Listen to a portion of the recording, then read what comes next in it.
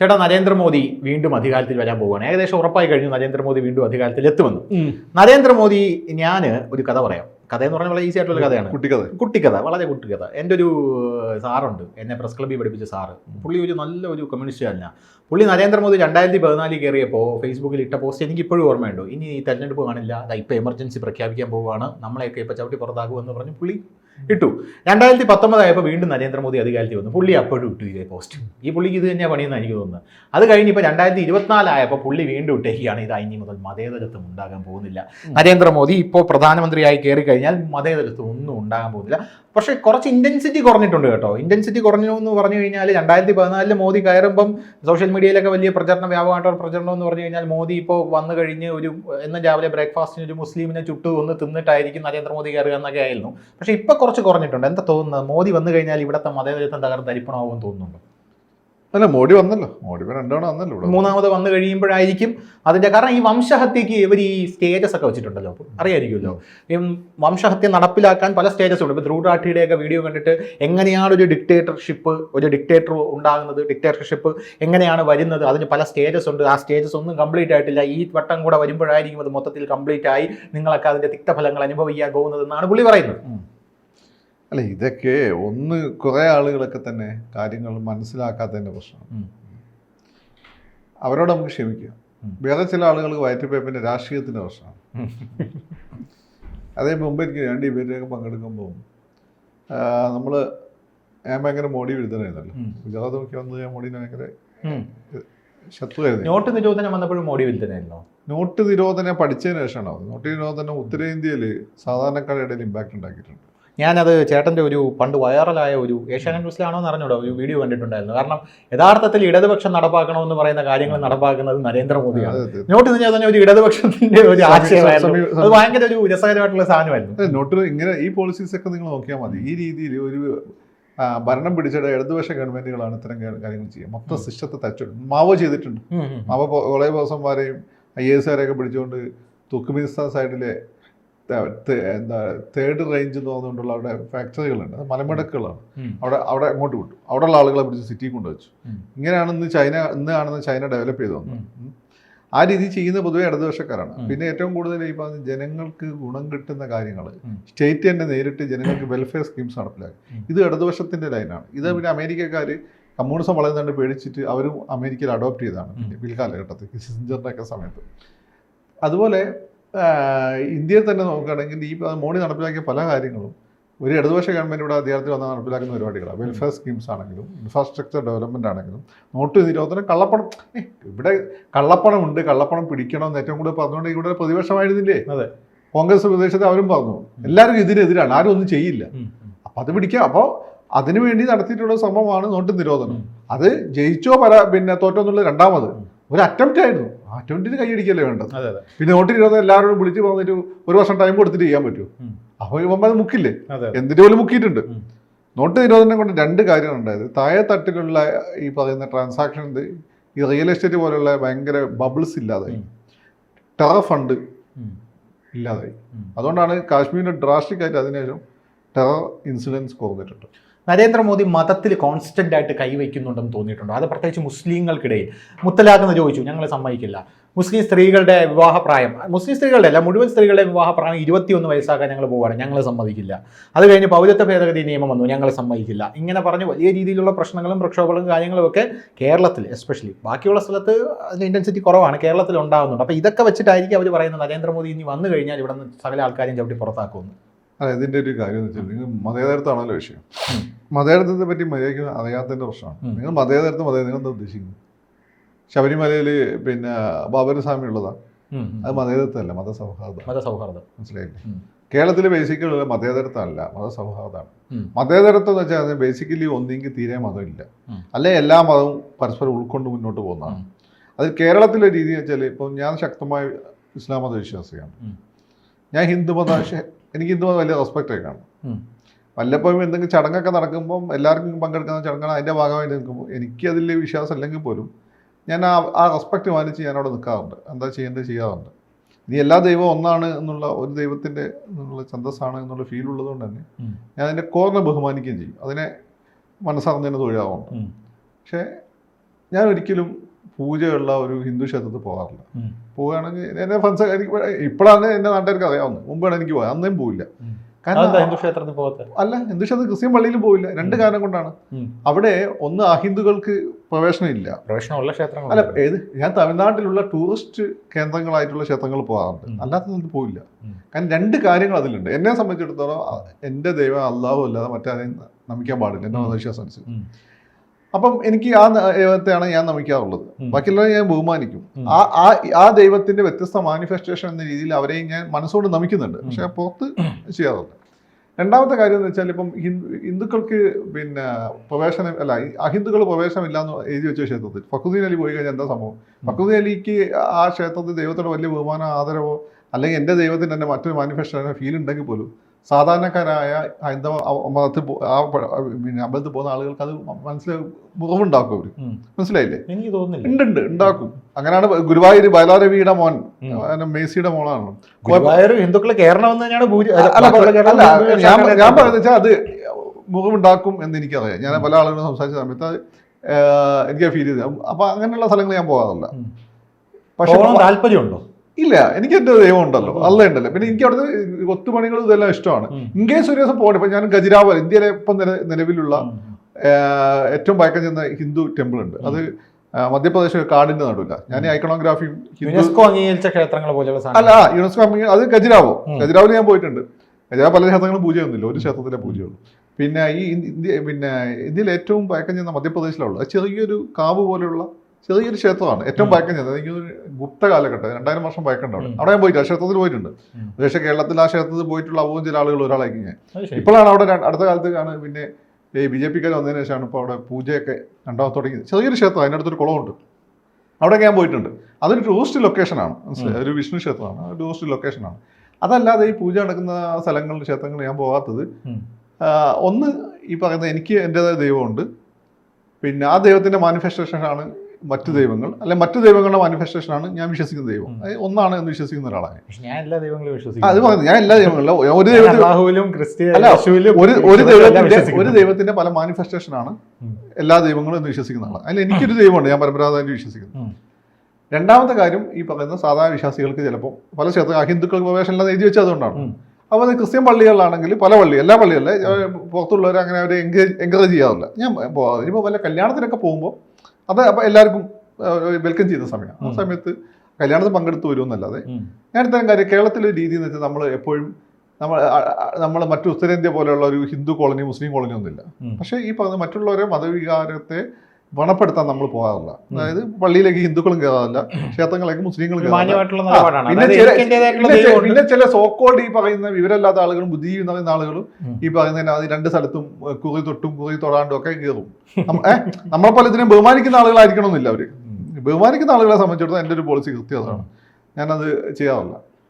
അപ്പം നമ്മൾ സെക്യുലറിസത്തെ പറ്റി പറയുമ്പോൾ മോഡി സെക്യുലറിസത്തിനെതിരാന്ന് പറയുന്നത് നിങ്ങൾക്ക് സെക്യുലറിസം മനസ്സിലാകത്തോണ്ടാ. ഒന്നീ സെക്യുലറിസം മതത്തിന് കംപ്ലീറ്റ്ലി എതിരായിരിക്കണം, അതല്ല നമ്മുടെ സെക്യുലറിസം. പക്ഷെ നമ്മുടെ ഭരണഘടനയിൽ പറയുന്ന സെക്യുലറിസം ഒരു പോസിറ്റീവ് അല്ല, അതാ പറഞ്ഞത് മതത്തിന് ഇതരമല്ല, എല്ലാത്തിനും ഉൾക്കൊണ്ടുപോകും. കേരളത്തിൽ ഞാൻ പറഞ്ഞത് ശബരിമലയിലുള്ള മതസൗഹാർദ്ദമാണ്, മതേതരത്വമല്ല, മതസൗഹാർദ്ദമാണ്.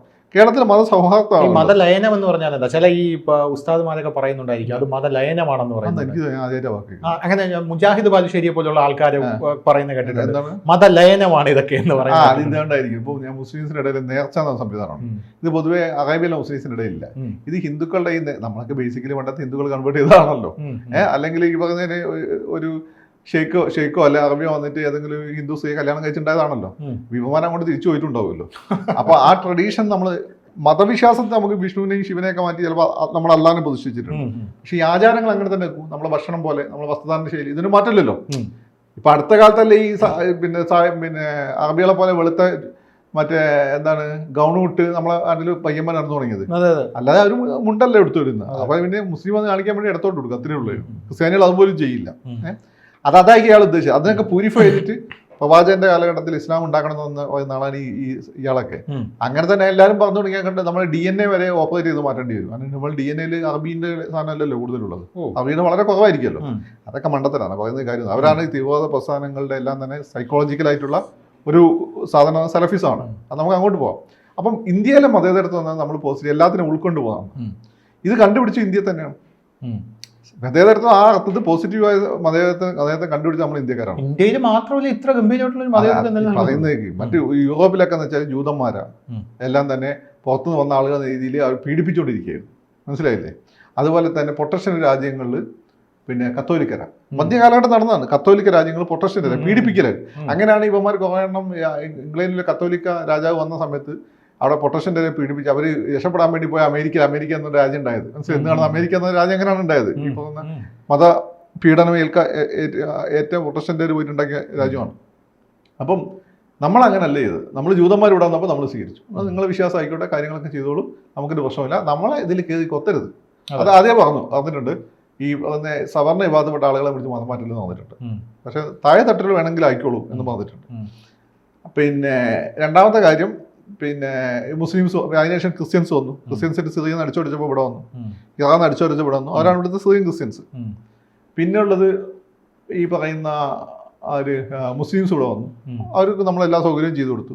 അതേസമയം നമ്മുടെ സംസ്കാരം അതേ രീതിയിൽ തന്നെ നിലനിന്നു. ക്രിസ്ത്യാനികളും മുസ്ലിങ്ങളും പോയ സ്ഥലങ്ങളൊന്നും തന്നെ വേറെ സ്ഥലങ്ങളിലും ഇന്ത്യയിൽ നിലനിൽക്കുന്നത് പോലെ തനത് സംസ്കാരം പിന്നെ ആ രീതി നിന്നിട്ടില്ല. കംപ്ലീറ്റ് അവർ കൺവേർട്ട് ചെയ്തിട്ടുണ്ട്.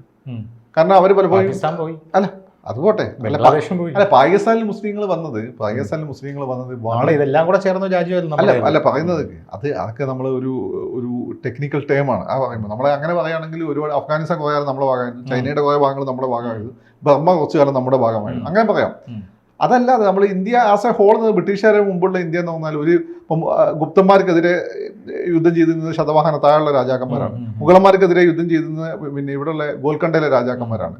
ശിവജിക്കെതിരെ യുദ്ധം ചെയ്തിരുന്നത് അവിടെ ചുറ്റുപാടുള്ള രജപുത്ര രാജാക്കന്മാരാണ്. ഇങ്ങനെയൊക്കെ ഇന്ത്യയിലുണ്ടായിരുന്നു. ആ പറയുന്നതിൽ അർത്ഥമല്ല.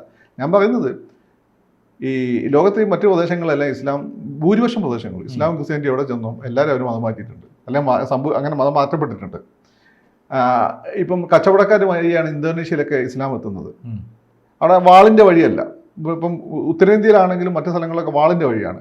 ഈ സെൻട്രൽ ഏഷ്യയിലേക്കാണ്. ഇവിടെ അതല്ല. എങ്കിൽ പോലും കൺവേർട്ട് ചെയ്യപ്പെട്ടു. ഇന്ത്യയിൽ അത് ചെയ്യപ്പെട്ടില്ല. ഇന്ത്യയിൽ അവരവരുടേതായ ഒരു കോർണറിൽ ജീവിച്ചു. അവർക്ക് എല്ലാ തരത്തിലുള്ള റെസ്പെക്റ്റും കിട്ടി. ഹിന്ദുസ് അവർക്ക് അവരുടേതായ കോർണറിൽ ജീവിച്ചു. പിന്നെ ഈ വൻതോതിലുള്ള മാസ് കൺവേർഷനൊക്കെ ഇവിടെ നടക്കുന്നത് ബ്രിട്ടീഷുകാരും പോർച്ചുഗീസുകാരും വന്നതിന് ശേഷമാണ് വൻതോതിലുള്ള മാസ് കൺവേർഷൻ ഇവിടെ നടക്കുന്നത്. ഇപ്പോൾ സൗത്ത് ഇന്ത്യയിൽ എസ്പെഷ്യലി നടക്കുന്നത് ഈ കോസ്റ്റൽ ബെൽറ്റിൽ സെൻറ്റ് സേവിയർ ഒക്കെയാണ് ഇത് ചെയ്തിട്ടുള്ളത്. അതുപോട്ടെ, അത് വേറൊരു സംഭവമാണ്. അപ്പോൾ നമ്മൾ പൊതുവേ എന്ന് വെച്ചാൽ എല്ലാവരും റെസ്പെക്ട് ചെയ്ത് എല്ലാവരും ഉൾക്കൊണ്ടുകൊണ്ടാണ് മുന്നോട്ട് പോയിട്ടുള്ളത്. ഇത് യൂറോപ്പിൽ ഉണ്ടായിരുന്നില്ല. ഇത് കണ്ടുപിടിച്ചത് നമ്മളാണ്. ഇപ്പോൾ സെക്കുലറിസം എവിടെ ഉണ്ടായത്? ഇന്ത്യയിലാണ്. BJP-ക്കാർ പറയുന്നത് വെച്ചാൽ ഇന്ത്യയിലുള്ള സെക്കുലറിസം എന്ന് വെച്ചാൽ സ്യൂഡോ സെക്കുലറിസമാണ്. അതായത് വോട്ട് ബാങ്കുകളെ സംരക്ഷിക്കാൻ വേണ്ടി രാഷ്ട്രീയ പാർട്ടികൾ നിലനിർത്തുന്ന ശരിയായ ആ മതത്തിനോട് ഇവർക്ക് വിശ്വാസമൊന്നുമില്ല, വിശ്വാസമില്ല, റെസ്പെക്റ്റും ഇല്ല. നിങ്ങളിവിടെ ഉള്ളതുകൊണ്ട് നിങ്ങളെ ഞങ്ങൾ സഹിക്കുന്നു എന്ന രീതിയിലാണ് അവർ സെക്കുലറിസം കാണുന്നത്. അതല്ല, നിങ്ങൾക്ക് ഞങ്ങളെപ്പോലെ ജീവിക്കാൻ അവകാശമുണ്ട്, നിങ്ങൾ ഞങ്ങളുടെ ഭാഗമാണ്, ഈ സംസ്കൃതിയുടെ ഭാഗമാണ് എന്നാണ് ഗുർജി ഗോൾവൽക്കർ വിചാരധാര ഒരു സ്ഥലത്ത് പറഞ്ഞിരിക്കുന്നത്. വിചാര മറ്റേ സ്ഥലത്ത് പറഞ്ഞത് നിങ്ങൾ കേട്ടിട്ടുണ്ടാവും. അതിനുശേഷമാണ് അദ്ദേഹം ഈ കാര്യം പറഞ്ഞത്. അത് ഒരു പ്രത്യേക സാഹചര്യത്തിൽ അത് പറഞ്ഞു. സമഗ്രമായി പറഞ്ഞ് ഇതാണ് അദ്ദേഹം പറഞ്ഞത്. അത് സാംസ്കാരിക ദേശീയത എന്ന് പറയുന്നത്. അങ്ങനെ ഇവിടെ എപ്പോൾ ഉള്ളത് കപട ദേശീയതയാണെന്നും ശരിയായ ദേശീയത എന്ന് വെച്ചാൽ നിങ്ങളിവിടെ ഉള്ളതുകൊണ്ട് നിങ്ങളിവിടെ നിന്നോന്നല്ല, നിങ്ങൾക്ക് ഇവിടെ നിൽക്കാനുള്ള അവകാശമുണ്ട് എന്ന് പറയുന്നതാണ് ശരിയായ ദേശീയത. അതാണ് BJP മുന്നോട്ട് വെക്കുന്നതാണ് BJP പറയുന്നത്. ഹിന്ദു ബേസിക്കലി സെക്കുലർ ആണ്, സത്യമാണ്. അപ്പോൾ അതുകൊണ്ട് പ്രത്യേകിച്ച് സെക്കുലർ ആവേണ്ട ആവശ്യമില്ല. അത് ഹിസ്റ്ററി അതാണ്. അപ്പം ഇങ്ങനെ BJP RSS പറയുന്ന സമയത്ത് നിങ്ങൾ സെക്കുലറിസം അപകടത്തിലാണ് എന്ന് പറയുമ്പോൾ അത് ബേസിക്കലി BJP-ക്കാർ വരുന്നതുകൊണ്ട് അപകടത്തിലാവുന്ന സെക്കുലറിസം അവർ എതിർക്കുന്ന കപട സെക്കുലറിസം എന്ന് അവർ പറയുന്നത് ഇന്ന് നമ്മൾ കാണുന്ന സെക്കുലറിസം ആയിരിക്കും. വോട്ട് ബാങ്ക് പൊളിറ്റിക്സിനെ ആക്കി നിലനിർത്തിക്കൊണ്ട് ആളുകളെ ചൂഷണം ചെയ്യുന്ന പൊളിറ്റിക്സ് ആയിരിക്കും. അത് പല രീതിയിൽ അതില്ലാതാക്കാനുള്ള സംഭാവന നടത്തുന്നുണ്ട്. അതായത് ഈ പറയുന്ന പ്രീണനം എന്നുള്ള ഒരു ലൈന് മാറ്റിക്കൊണ്ട്, പിന്നെ അതുപോലെ തന്നെ ഓഗസ്റ്റ് 15-ന് നമ്മൾ അടുത്ത മോഡി വരുന്നവരെ നമ്മൾ ഈ പത്രത്തിലൊക്കെ കണ്ടിട്ടുണ്ടാവും. ഒരു മുസ്ലിം, ഒരു ക്രിസ്ത്യൻ, ഒരു ഹിന്ദു, ഒരു സിഖ് എന്ന് പറഞ്ഞുകൊണ്ടുള്ള പോസ്റ്ററുകളായി വന്നുകൊണ്ടിരിക്കും. ഇപ്പോൾ അത് മാറ്റി.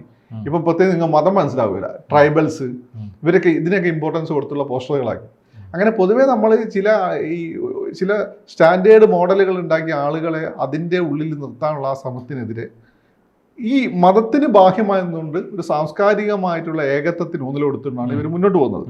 അപ്പം ഈ പറയുന്ന സോക്കോൾഡ് വോട്ട് ബാങ്ക് പൊളിറ്റിക്സ് മാറി. ഈ വോട്ട് ബാങ്ക് പൊളിറ്റിക്സ് കൊണ്ട് പ്രത്യേക ഗുണമൊന്നും കിട്ടാതെ എന്നാൽ എപ്പോഴും ടാർഗറ്റ് ചെയ്യപ്പെടും. ഹിന്ദു ആണെമ്പോൾ മുസ്ലിംസിന് എല്ലാ സാധനവും കൊടുക്കുന്നു. അവരുടെ ശരിയായ നിയമം വരുമ്പോൾ അതിൽ ചാടി വന്ന് പ്രൊട്ടക്ട് ചെയ്യാൻ ഗവൺമെൻറ് പോകുന്നു. അപ്പം ഇവരിവിടുത്തെ ഒരു എന്താണ് ഇവിടുത്തെ മൊത്തം കാര്യങ്ങൾ കൈകാര്യം ചെയ്യുന്ന ആളാണെന്ന് ഫീൽ ഭൂരിപക്ഷ സമുദായത്തിനുണ്ടാവും. അങ്ങനെ സത്യത്തിൽ മുസ്ലിം സമുദായത്തിന് തന്നെയാണ് ദോഷം. ഈ പാവങ്ങൾക്കൊന്നും കിട്ടുന്നുമില്ല, എന്നാൽ പേര് മൊത്തം ആർക്കാണ്? അവർക്കാണ്. അതില്ലാതാക്കിക്കൊണ്ട് ഈ പറയുന്ന ഈ പശ്ചിമ മുസ്ലിംസ് എന്നൊക്കെ പറഞ്ഞ പാവപ്പെട്ട മുസ്ലിംസിന് അവരുടെ മുഖ്യധാരയിലേക്ക് കൊണ്ടുവരാനുള്ള ഒരു ശ്രമമാണ് BJP ഗവൺമെൻറ് നടത്തുന്നത് എന്നാണ്, അതാണ് അവരുടെ ഇപ്പോഴത്തെ നയം എന്നാണ് ഞാൻ മനസ്സിലാക്കുന്നത്. അതുകൊണ്ട് സെക്യുലേഴ്സ് അപകടത്തിലാകുമല്ല, സെക്യുലേഴ്സത്തിൻ്റെ പേരിലുള്ള തട്ടിപ്പ് ഇല്ലാതാവുന്നു എന്നുള്ളതാണ്. അതിന് മോഡി ഒരു ഭീഷണിയായിരിക്കും. കാരണം ഇവർ വിചാരിക്കുന്ന പോലെ മോഡി പോകുന്നില്ല എന്നുള്ളതാണ്. ഇവർ വിചാരിക്കുന്ന മുസ്ലിംസിനെ എല്ലാം കോൺസെൻട്രേഷൻ ക്യാമ്പിലാക്കും, രണ്ടാമതും എന്നോട് ആക്കുമെന്നാണ് കേട്ടത്, കോൺസെൻട്രേഷൻ ക്യാമ്പിലാക്കും, ഓടിക്കും എന്നൊക്കെ ആയിരുന്നു. അപ്പം നമ്മൾ കാണുന്നത് മോഡി കൂടുതൽ സീറ്റ് കിട്ടി, കൂടുതൽ കംഫർട്ടബിൾ ആകുമ്പോൾ മോഡി പറയുന്നത് പിന്നെ ഭയങ്കര മത സൗഹാർദ്ദത്തിൻ്റെതും ആയിട്ടുള്ള ഒരു ടോണിലാണ് അദ്ദേഹം സംസാരിക്കുന്നത്. മാത്രമല്ല കൺസിസ്റ്റൻ്റ് ആയിട്ട് ഇപ്പം RSS പറയുന്നത് ഈ പറയുന്നത് എല്ലാവരും ഉൾക്കൊണ്ട് മുന്നോട്ട് പോകാനാണ്. അതായത് എല്ലാ ക്ഷേത്രങ്ങളും നമ്മൾ ശിവലിംഗം തരേണ്ട, സൂഫി നൈറ്റ്സ് സംഘടിപ്പിക്കണം, അങ്ങനെ പറഞ്ഞുകൊണ്ട് പാവപ്പെട്ട മുസ്ലിംസിനെ ഉയർത്തിക്കൊണ്ടുവരണം, ഇങ്ങനെയുള്ള പ്രശ്നങ്ങളാണ് അവർ ഇങ്ങനെയുള്ള കാര്യങ്ങളാണ് അവർ പറഞ്ഞുകൊണ്ടിരിക്കുന്നത്. അപ്പോൾ സ്വാഭാവിക BJP കംഫർട്ടബിൾ ആകുമ്പോൾ സത്യത്തിൽ മതേതരത്തെ തകരുകയല്ലേ ചെയ്യുന്നത്, മതേതരത്തെ ശക്തിപ്പെടുകയാണ്. BJP ഒരു റിസ്ക് ആയിട്ടുള്ള ഒരു ഘട്ടത്തിലേക്ക് ബലാബലത്തിലേക്കൊക്കെ പോകുമ്പോഴാണ് പലപ്പോഴും അവർക്ക് കൂടുതൽ മതപരമായ ഐഡന്റിറ്റിക്ക് ഊന്നൽ കൊടുക്കേണ്ടി വരുന്നത്, ഹിന്ദുത്വം എന്നുള്ളത് ഒരു വർഗീയമായ ലൈനിലേക്ക് പൊളിറ്റിക്കലി പോകേണ്ടി വരുന്നത്. അപ്പോൾ അവർ കംഫർട്ടബിൾ ആകുമ്പോൾ സത്യത്തിൽ മോഡി തവണ വരുമ്പോൾ കംഫർട്ടബിൾ ആവുകയായി. ഷാരൂഖ് ഖാൻ ദിൽവാലെ ദുൽഹുനിയ അല്ലെ ജായക്കൊക്കെ ഉള്ള ഷാരൂഖ് ഖാനെ പോലെ ആയിരിക്കും. പിന്നെ കിങ്കാനാണല്ലോ. അതിൽ അത് മോഡി കഴിഞ്ഞ തവണ തന്നെ ആയി, ഈ തവണ ഇതിനോട് കൺസോൾട്ടേറ്റ് ചെയ്യപ്പെടും. അതോടുകൂടി എനിക്ക് തോന്നുന്നു നമ്മുടെ തനതായിട്ടുള്ള ഒരു സെക്യുലർ സംസ്കാരം കൂടുതൽ ശക്തിപ്പെടാനാണ് സാധ്യത. അതായത് നമ്മളെ ഈ പറയുന്ന ഉപനിഷത്തുകളൊക്കെ ഉണ്ടല്ലോ, ഇത് നമ്മൾ പൊതു പൈതൃകത്തിന്റെ ഭാഗമാണ്, അറിയാലോ. ഏകം സത് വിപ്ര ബഹുധാവന്തി അഹം ബ്രഹ്മാസ്മി, തത്വമസിയൊക്കെ നീ കേട്ടിട്ടുണ്ടാവും. ഇതൊക്കെയാണ് ബേസിക്കലി സെക്യുലറിസം, മനസ്സിലായില്ലേ? അതല്ലാണ്ട് പുറത്തുനിന്നൊരു സാധനം കൊണ്ട് ഇവിടെ ഉണ്ടാക്കേണ്ട ആവശ്യമില്ല. ഇത് നമ്മളാണ് കണ്ടുപിടിച്ചത്. അത് ഈ പറയുന്ന ഈ കോൾഡ് ഹിന്ദു എന്നുള്ള വാക്ക് ഉണ്ടാകുന്നതിന് മുമ്പ് നമ്മൾ ഇതൊക്കെ കണ്ടുപിടിച്ചിട്ടുണ്ട്. അപ്പോൾ അതുകൊണ്ട് ആ രീതിയിലുള്ള സെക്യുലർ സംസ്കാരം പുഷ്ടിപ്പെടാനാണ് സാധ്യത.